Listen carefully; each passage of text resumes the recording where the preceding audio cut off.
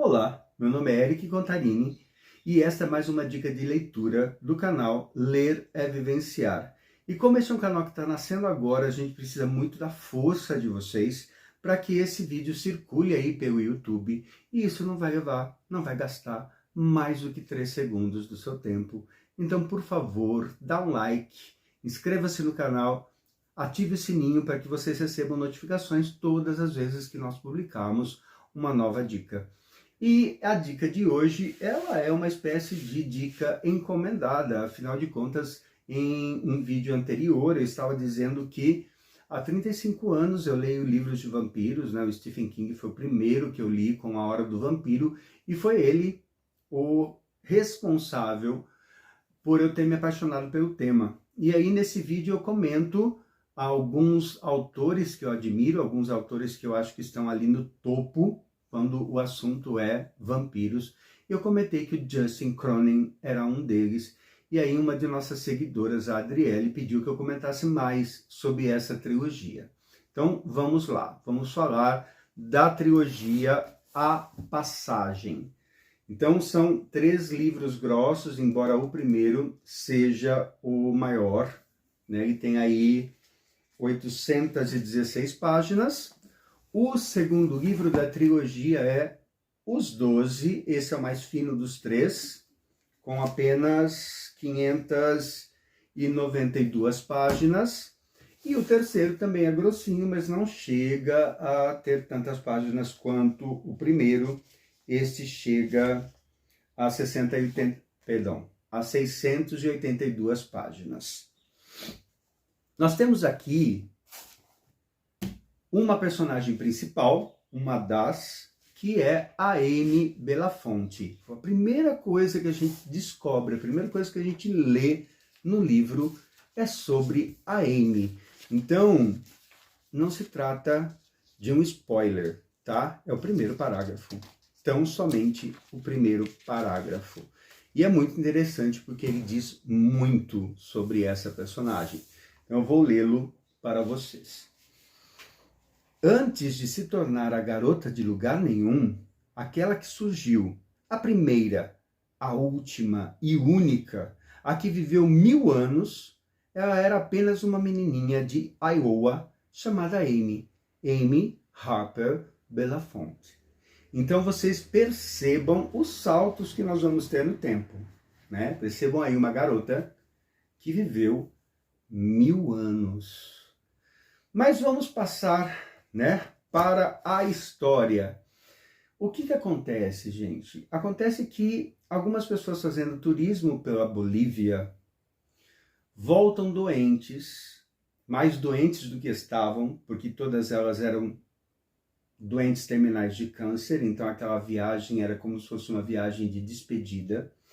E aí eles retornam muito mal dessa viagem, são tratados, e aí percebe-se que apesar de alguns não viverem mais do que poucos meses depois dessa doença, o câncer tinha desaparecido. Então todas ficaram curadas de absolutamente tudo. O porquê não foi realmente descoberto, mas o exército ficou muito interessado. Então o exército manda um grupo de pesquisa composto de cientistas para aquela localidade, protegido por um grupo do exército, para ver se eles descobrem, para ver se eles conseguem descobrir que micro-organismo, o que quer que seja, que levou aquela alteração na fisiologia daquelas pessoas que estavam ali com câncer terminal.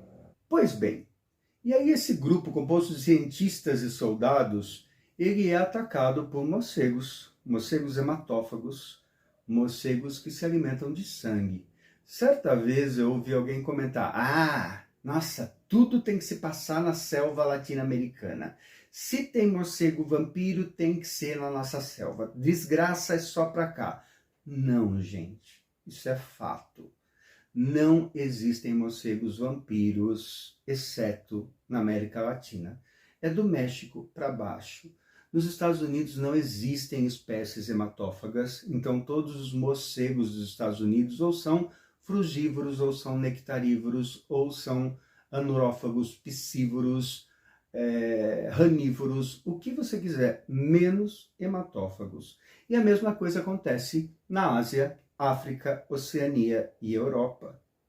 Então, a América Latina é o único local onde nós realmente temos 3 espécies de morcegos hematófagos, né? Então, morcegos hematófagos é o que menos existe no mundo e só existem na América Latina. Então, isso é fato, qualquer autor que vai lidar com morcegos hematófagos vai ter que situar isso numa selva latino-americana. Ponto. Não se fala mais nisso. Pois bem, eles foram atacados, então, por esses morcegos, e os atacados que sobrevivem vão ficar doentes, vão ficar muito doentes, alguns vão ser resgatados, vai se descobrir que a coisa é viral, né, que aquela doença que os está afetando é viral, vai haver ali estudos e eles querem testar, né, após umas modificações ali no vírus, eles querem testar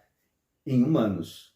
E aí eles decidem, eles ali convocam um agente do FBI e encarregam esse agente de ir a presídios para convencer diretores de presídios a liberarem alguns prisioneiros do corredor ou dos corredores da morte.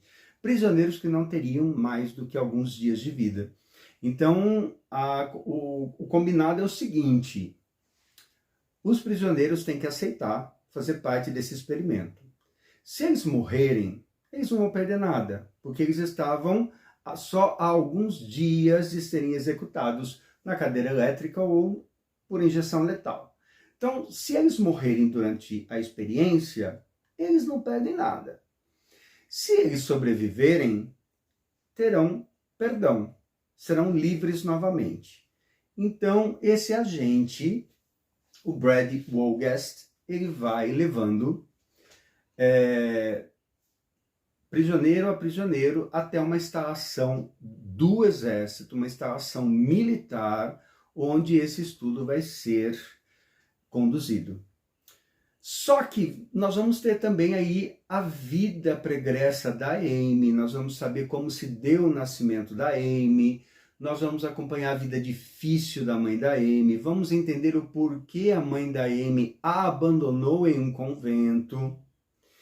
E já no convento vão ter alguns acontecimentos ali que vão ser inclusive alvos dos noticiários. E através dos noticiários, né, o que a gente já percebeu pelos acontecimentos, mas através dos noticiários, o exército, né, os militares, vão ficar aí com uma pulguinha atrás da orelha, porque eles notam, obviamente, isso é claro para qualquer um, que ela não é uma menina qualquer. Que ela é uma menina que ninguém sabe o que, mas há algo de especial nessa garota.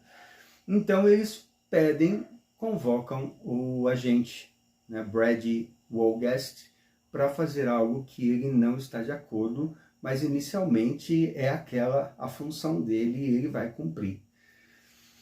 Sequestrar essa garota de apenas 6 anos.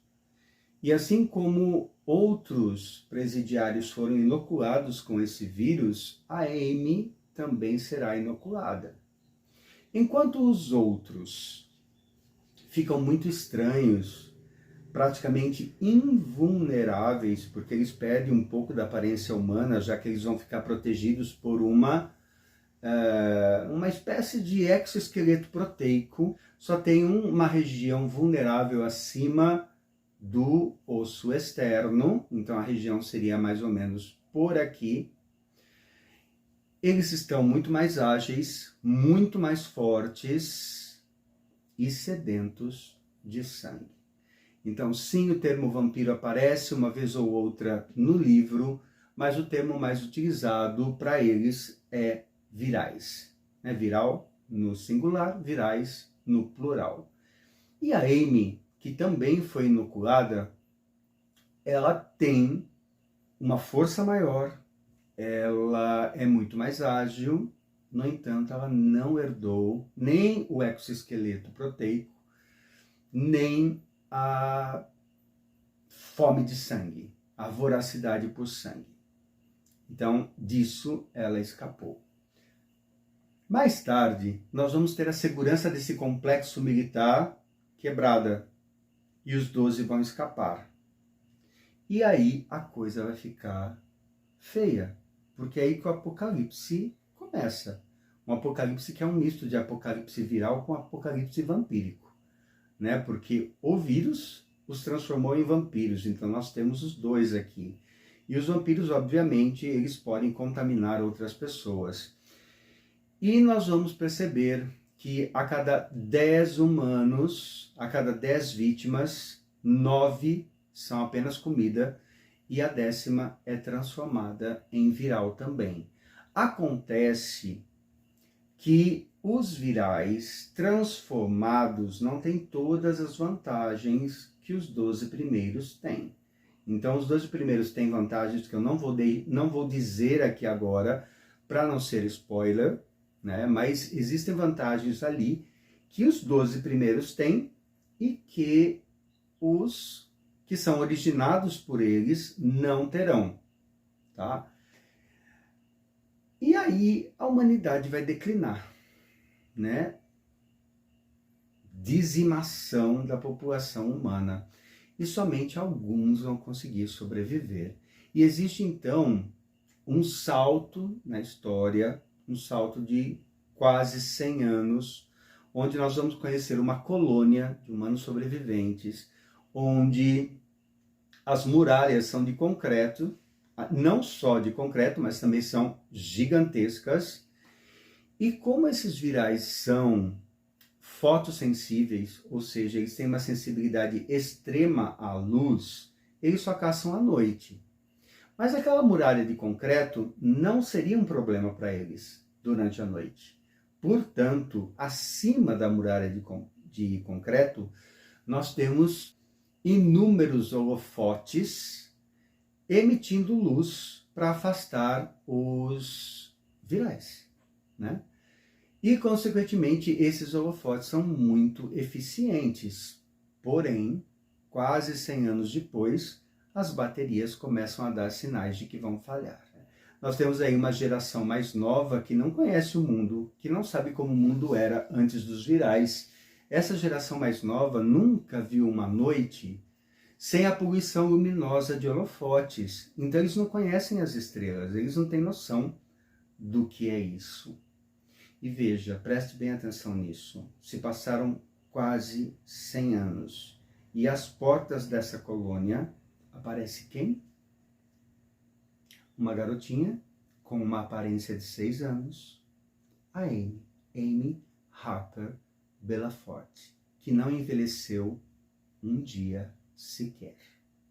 E ela também recebe aqui a alcunha de a andarilha. Eles jamais poderiam imaginar pessoas sobrevivendo lá fora sem a proteção, né, das muralhas e dos holofotes. Então, existe uma admiração muito grande do fato da chegada de uma pessoa que sobreviveu à loucura que o mundo lá fora virou. E aí começa aí uma fissão dentro da própria colônia, pessoas mais jovens que querem sair em busca de uma solução, né? Afinal de contas as baterias estão falhando, pessoas que acham que não, ninguém deve abandonar a segurança da colônia, e é por aqui que eu paro. Nossa, Eric, mas você já deu muito spoiler. Não dei. O começo. É o começo do livro e o comecinho da terceira parte do primeiro livro. E ainda vocês têm pela frente ainda mais 2 livros. Então eu dei apenas alguns detalhes com os quais você vai se deparar logo no começo da trilogia. E só falei da existência da colônia, né, desse salto temporal que vai existir, porém não é nada que você não vá se deparar ao ler a sinopse na contracapa, ou a ler ao ler as orelhas do livro, né, você acaba tendo aí essas informações de uma forma ou de outra. Então é isso, meus queridos. Aqui fica mais uma dica de leitura. A trilogia A Passagem de Justin Cronin.